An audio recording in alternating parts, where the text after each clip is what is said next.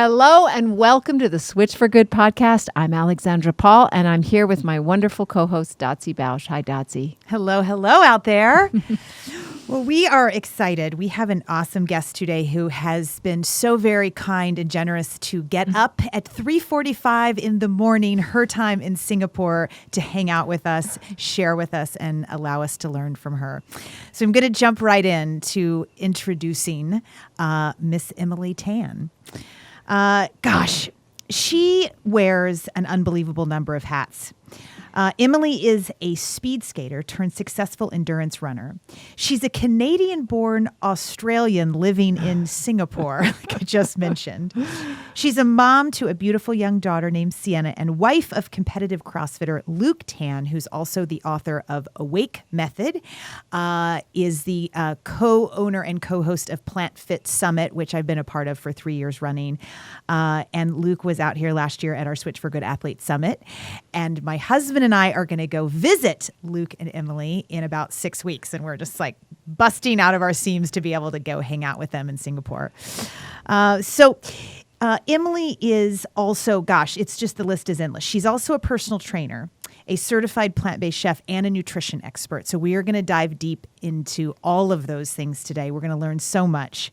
So welcome, incredible Emily, to the show. Thanks for getting up. Thanks for being with us. And thanks for dealing with our technical issues that we just went through here at the beginning where we couldn't hear you. That's fine. Fine. Thank you so much for having me. It's such an honor. Yeah. So you, as I just mentioned, are remarkable. And you live a life today that many of us can learn so much from and exemplify health and wellness and pureness and compassion. But you had an unhealthy lifestyle in your 20s. It was plagued with some binge drinking, smoking. And I want to just start with what that time of life was like for you, why you found yourself in that space and in that hole, and what was the catalyst that had you make the turn towards a healthy life again? I think it started when I quit speed skating. So my whole life was speed skating when I was a teenager. So up to the age of 20. So from the age of 10 to 20, that was all I thought about. That was my big goal. My goal was to go to the Olympics, represent Canada.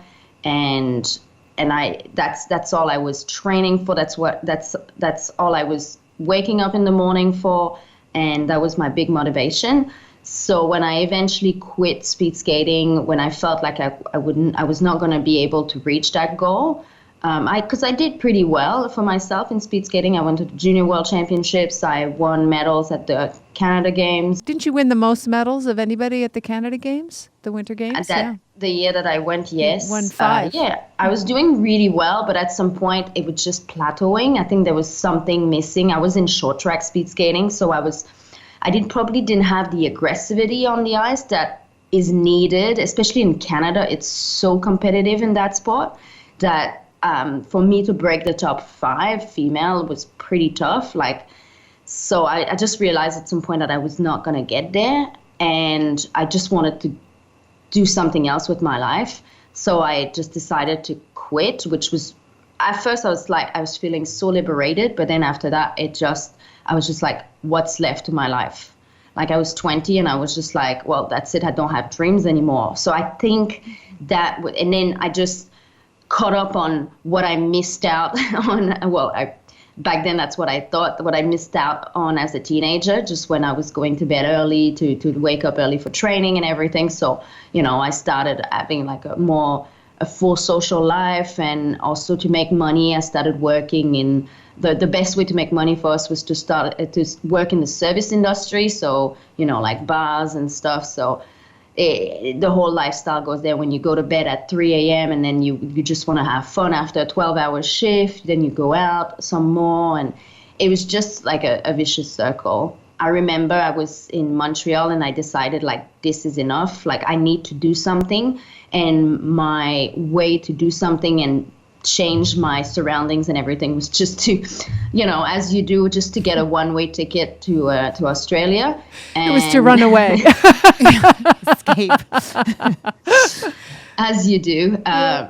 Just back then I was in my 20s, so I was able to get a working holiday visa to Australia, and just for 1 year. And then I had like $2,000 or $3,000 in my bank account, and just took my everything I had in a backpack and just moved to Australia to travel and work. Right away, it was not a click like, okay, I didn't move to Australia and started like a very healthy lifestyle. Like I kept it going, and I still worked service jobs, but it was the first step to really make a change. And then eventually, slowly, I got my life back on track. But yeah, that was my big first change. What was the process to getting your life back on track? Did you just do it all yourself? Did you have help? No, I remember I signed up. I just felt gross, and I would just go on runs, and I started by going on runs and I found that motivating, and just I could see that I was feeling so much better, and because I wanted to get up for a class, I had to go to bed earlier. So just doing classes at the gym and going for runs was my first step to just feel better about myself again. And obviously when I started feeling better, like I've never been somebody who ate so badly, but I started cleaning up a bit my diet and just nothing drastic. But yeah, I just felt so much better. Mm-hmm. When you were in Canada as a teenager, there's a lot of pressure to eat meat and even horse meat. You ate.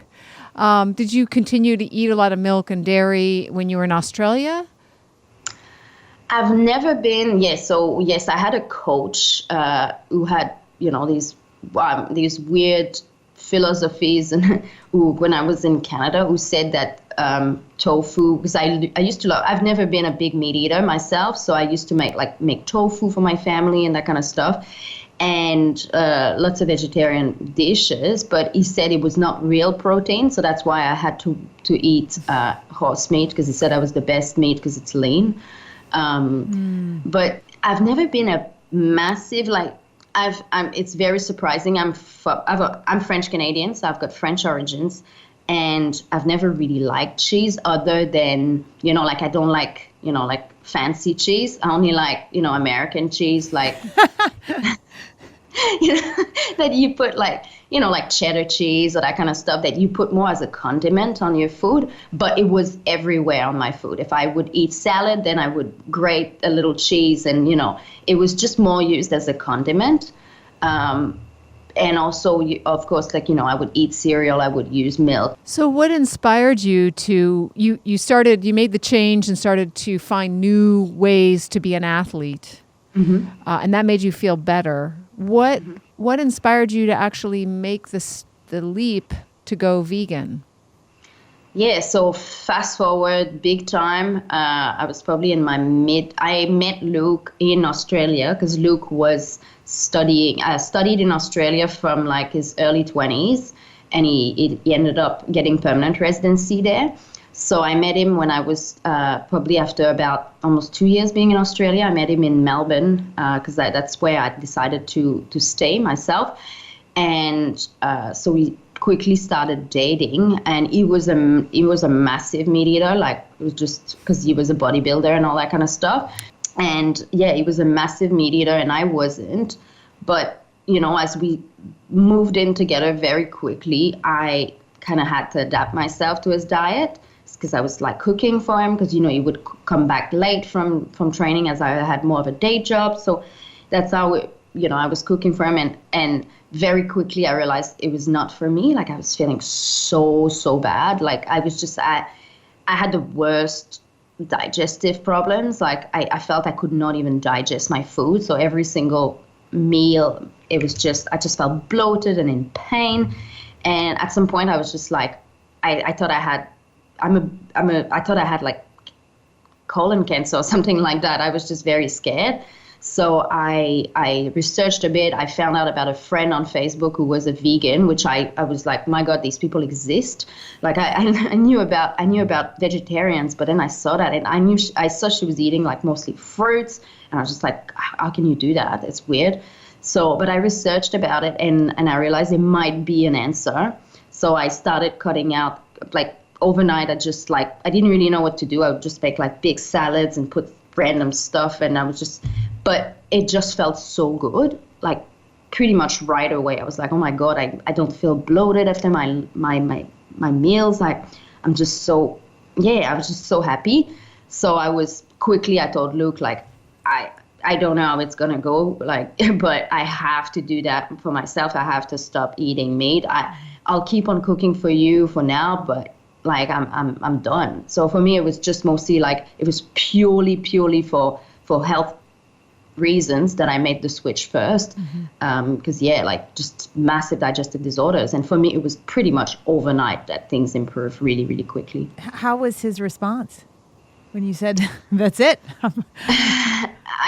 He was a bit, because it's our food is a huge part of people's identity, and our friends. We were hanging out with like people from the fitness industry who were like, if we had like dinner parties, like we had to, like if there was carbs in anything we'd bring, like it was just like no one would touch it. So like it was just like, what are you bringing? Oh, we're bringing chicken wings, and then like it was just big part of our identity, like, or we're paleo, or we eat meat, like we're carnivores, like it was just so.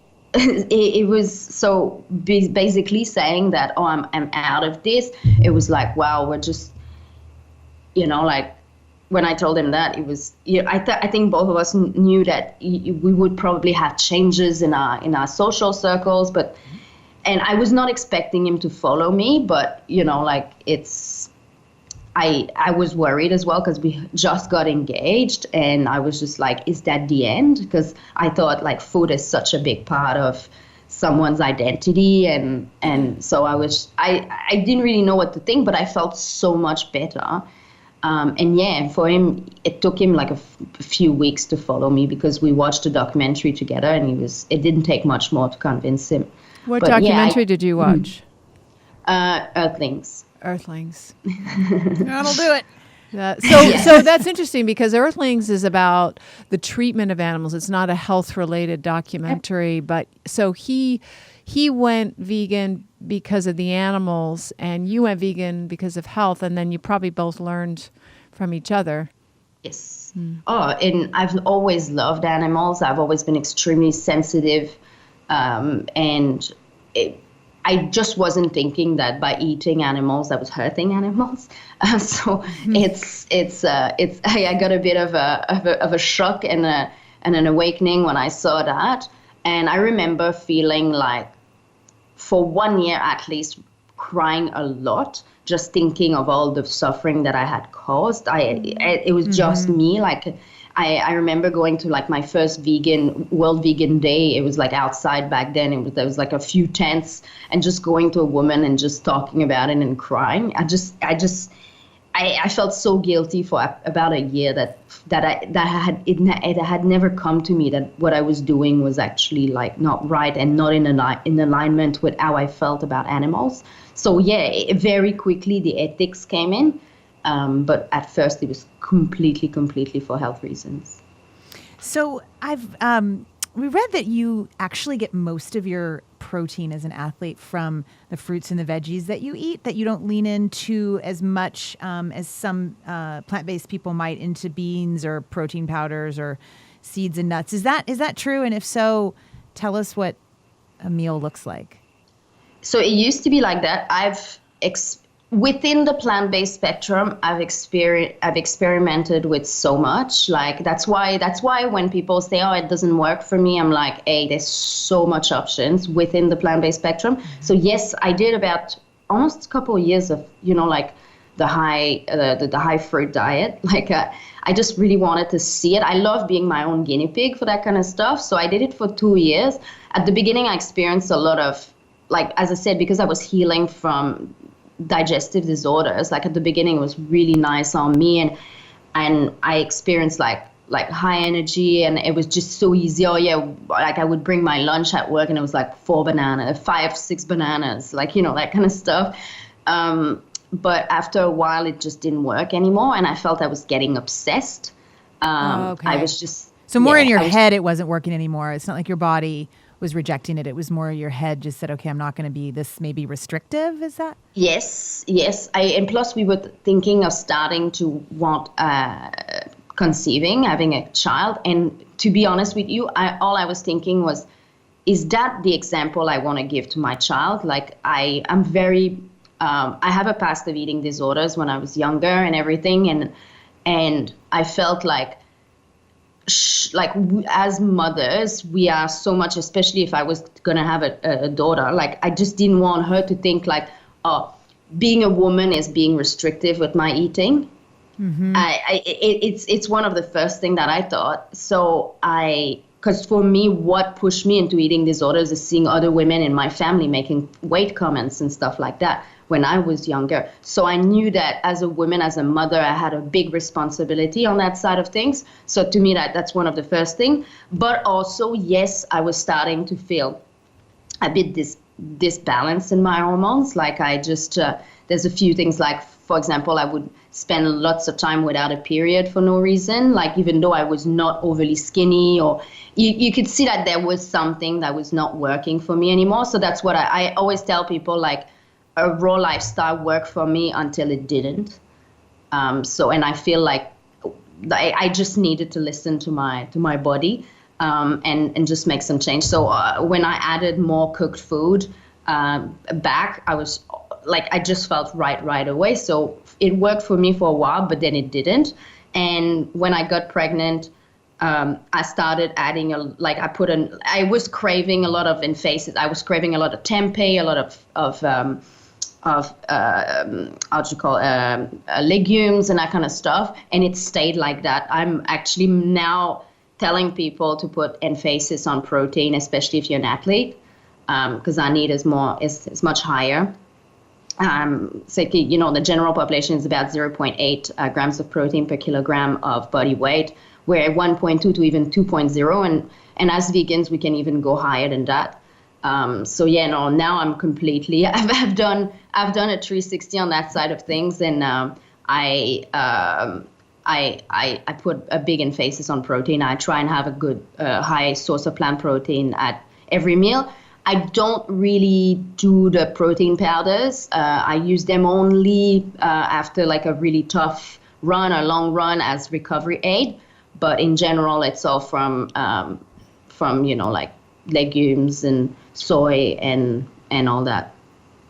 Can I ask you just a bit more specifically about your digestive problems? Mostly because a lot of Americans have this, and probably a lot of Westerners at least have Western digestive.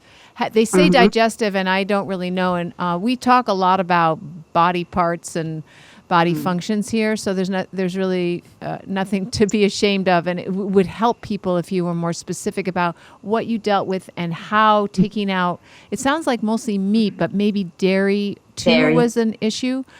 So taking out the meat and the dairy changed you and how you felt afterwards. I had the typical symptoms of IBS, like this and I remember talking about it to a doctor. And even before I came to Australia, like when I was speed skating still, I used to have like some start of it, and I would just describe it, and the doctor would just be like, oh, it's IBS. What can I do about it? And I was like, it's IBS. We don't know much more. It's what it is. And it was, it started like lots of gas, feeling bloated all the time, going through bouts of diarrhea and constipation. I just go on and off. And sometimes like feeling like that my food was not being digested, when you look and it's really nothing's been digested, as you can see.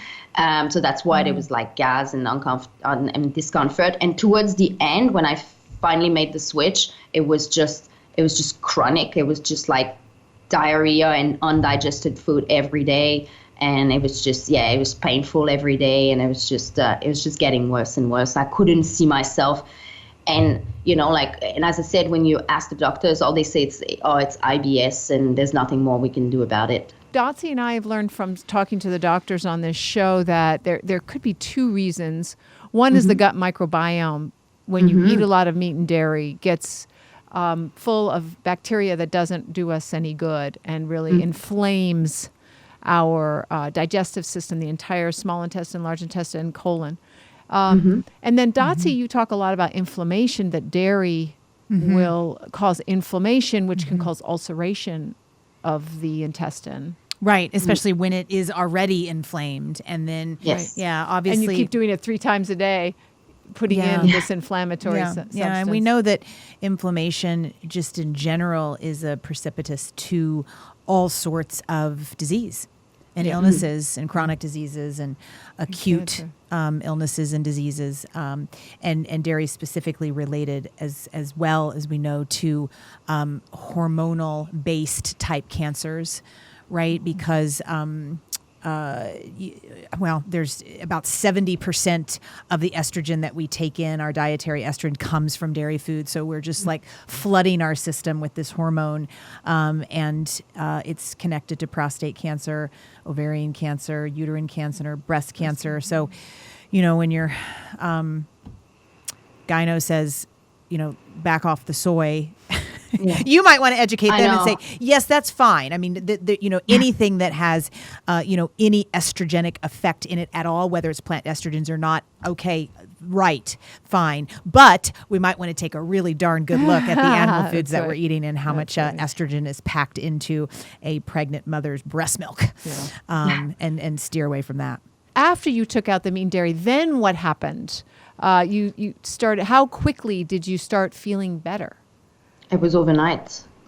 It was basically, that's why I was convinced right away. It was like the next meal, like I just took out and it would just, I was just not feeling so bloated anymore. Like it was not 100% back. That's why eventually I went on the fruit diet and everything. I thought it would be the most healing. But like the difference was major, just overnight. Wow. And that's kind of incredible because not everyone has that experience, because it certainly takes, as we've learned from gastroenterologist Dr. Angie Sadeghi, who's been on the podcast, that it can take quite some time for the trillions of microbiome bacteria that's in your gut to heal and to turn over from the inflammatory bad bacteria to the good bacteria. But some people have just that digestive experience. Maybe their microbiome hasn't turned over yet, but just the experience of their digestion. You probably have some type of either severe intolerance or allergy to dairy, right? That would also explain why it was so overnight, why that experience, because if you do, it will be an overnight scenario. I've heard it so many times from people, and usually it lends back to just like if you have an allergy of anything, right? And you take it out, it's like, it's pretty quick. So you're ultra running now, and last year you were on the Australian national ultra running team, right? And named its female champion?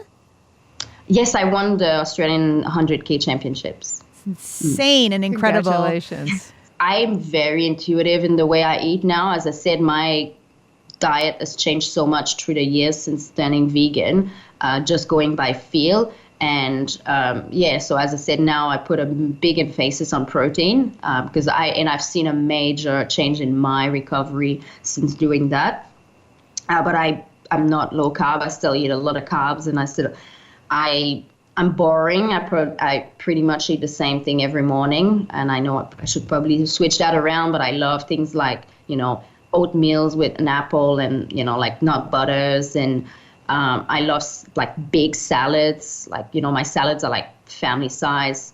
I like, we have a lot of rice here, like rice, veggies, a legume or soy or tempeh. It's very easy. Just mix things around, try and introduce new vegetables every week or something, just to vary the types of plants that I put into my body. So it's just, it's very intuitive, but at the same time, I'm not reinventing the wheel. When you're running these long distances, ultra running is anything over a marathon, which is 26.2. You've done marathons and half marathons, but also these much longer races. What do you eat while you're running? And is it a lot different than the folks who are not vegan? It's most of the products, we're really lucky, most of the products that are on the market are vegan, some exceptions, but the main brands of gels and stuff like that are vegan. I use mostly this company called Tailwind. It's a small company, started in Colorado, and now they're pretty much all around the world. It's just a powder that it's a mix of electrolytes, of carbohydrate. You just mix that with water, and that gives you pretty much all you need. It's good for trail races because on trail races we carry our water on our back on like one of those camelback thing, and I just bring some powder in like baggies. It looks a bit dodgy, but with little white powder in baggies and just mix during as I go. But I found that it gives me the most consistent energy. I don't have spikes. We've got so much choice as vegans. Like the only thing probably, like in some races they give like you can take like gummies, like how do you call them, like gummy bears and that kind of stuff. So that's not vegan. But apart from that, in general, it's all vegan. Yeah, that's because of the digestive problems with animal foods. They just don't go through your system as fast. Right. So you're more apt to have, you don't want your body working to digest when you need to work to move forward. Yeah. Well, I mean, it actually takes longer to digest really fibrous foods like legumes and beans and stuff, which is like why it's so good for our meat. I didn't know that. I used to think the opposite forever. too. Yeah, but I learned from I think Loomis said that's is the exact opposite, and why it's so good for scrubbing out our arteries, because the fiber takes quite a bit longer to pass through the digestive tract. But people, I mean, so many athletes and just people in general don't realize that any kind of endurance sport, you're having to spend almost as much time training your gut as you do training your legs and your cardiovascular system. I know I went through that for sure in stage racing. It was always figuring out what's going to work, and not only trying to figure it out, but actually training your body to be able to process and digest while you're at effort, which is like a whole nother deal than not. And I think anybody who's maybe not an athlete can really learn from that you have to do that as well with your own diet, right? And really sort of be open enough to try the variety of different foods in the plant-based spectrum. What works for you, keep a journal. How do you feel when you wake up in the morning after you have your breakfast? How do you feel? How do you relate that to the nutrients that were maybe in your smoothie or in your scramble or whatever it was? And because everyone's different. We're so, each and every one of us completely uniquely our own. And so we've got to be able to not just, listen to whatever somebody else might do, but test it out for ourselves. Yeah. Sometimes I do on purpose eat before I go run. Like I don't, like I have a good breakfast and then I go like 15 minutes later I go, just to feel, just to know what it's like to run on a full stomach. Like I do that here and there, just that, and I do the opposite sometimes as well, even though I'm not a huge fan on running on empty. So now you're an ultra runner, but you're also a mom. And Sienna, how old is Sienna now? 2.5. 2.5, and she has been raised vegan. Yes. So tell us about that, because a lot of people would push back on you about that for fear that you are malnourishing your kid. Yeah, I mean, any parents, omnivore, vegan, should worry about what they put into their kids, their kid's stomach. I think I would have worried the same way if when we started introducing solid, I just read about it. I just consulted with a nutritionist that I trust. I was like, I wanted to do baby-led weaning, and that's what we did. So, introducing like big parts, like instead of going with purees, we introduced like food that she can hold herself. And I researched what are the guidelines. All right, with babies, they need to have a lot of iron. They need more iron than we do. So I made sure that every meal had a source of iron and also a source of vitamin C to because it's non-heme iron. She needed that to absorb it better. And we would, as I said, we were doing baby-led weaning. But if they're doing purees, it's even easier. You can mash. I got to some, stop for you a know. second. I have no idea what you're saying, baby-led weaning. You're talking to two ladies with no babies. That's true. I have no idea what that is. Break it down for us. So baby-led weaning, or BLW, is basically just instead of giving, when we were raised, they believe you have to give babies puree because they cannot chew. But baby-led weaning is more like of an exploration of textures, and so it's very traumatizing for people who've only been only given purees and everything, because they're scared that the babies are gonna choke, because you start with big pieces. So the first 6 months you just give them like a big raw carrot, and just so they can feel the texture. So it's more of they discover food through textures and flavors, and it's like you start with a big piece, and then you go. But do they eat it, or they just lick on it because they don't have any teeth yet? At this age, they don't need, especially if they're breastfed. At this age, it's just exploration. Before the age of 1, it's mostly exploration. We gave some purees here and there because I was worried. But in general, it's just like we would just sit her down with something at probably like 6 months. And then at 6.5, we started things that were still big, like, for example, you go like with a cucumber. So then she can kind of suck and get some out of it, and then, or like a papaya. And then we go into like a bit smaller pieces and softer stuff. Like, for example, I would make tofu sticks. We talk about something that is high in iron, like tofu. Like I would make tofu sticks and then like season them a little bit, and that's what she would munch on. And then and I would give her like an orange after that. Orange I would just cut in ways that are easy for her to like suck on or eat. And then as they get better, the pieces become a little bit smaller because they're able to do a pinch with their fingers, and then it's like that. So very early they learn to chew and eat and discover food. So probably around 1.5, we were not even worried anymore about choking hazards and stuff, because we knew she was confident with food and the textures and how to chew properly and everything. So that was, to me, that was a big plus. And also, I love the fact that she discovered so many flavors and so many textures, and I just like that whole philosophy. But I would always make sure that there was like a legume or like soy is a legume, but like there was always like either tempeh tofu or some legume in every meal, and then a fruit and a colorful vegetable as well. So yeah, that's how I'm I glad you approached it. asked, because I thought it was baby-led. I thought it was whatever the baby wanted. You just give to her. I would have killed my baby in a second. She would have choked, because I would have just, here. Mothering is obviously much more complicated than I assumed. Yeah, so she loves, I'm assuming she loves all sorts of different fruits and vegetables now because she was introduced to those tastes. Because I hear so many parents say, there's no way I can get my kid to eat that or this or that. And it's mostly veggies right now. All they'll eat is like French fries and chicken fingers or fake chicken, whatever it is. Like they just are not eating anything with any nutrients whatsoever, basically.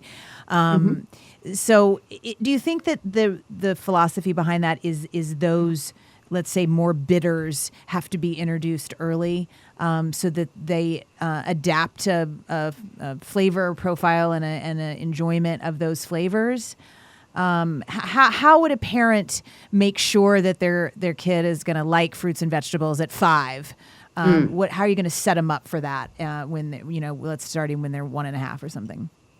I would make sure that nothing was seasoned, except for like tofu or whatever. But I would, like, up to 1 year old, I would not season any vegetables, and she would just have to eat them like that. Obviously, just a little bit boiled. And I would just give it to her. And I still go, like, if she refuses something one meal, I will bring it back the other meal. I'm not going to say, she doesn't like it, we're not going to cook that, tough luck if she doesn't eat it. Well, I mean, you're going to be hungry next meal. Like, it's just, that's how I was raised. I was raised like we're not going to make a different meal for the child. Like, you eat what's on your plate and that's it. If not, so that's how I work with her. Like, like she eats what's there. And yes, and I think she's very intuitive in the way she eats. One meal, maybe she feels like she's just going to have the pieces of tofu in her plate and like a little bit of broccoli, and then we'll leave the rice aside. And then another meal, she's just going to have the rice.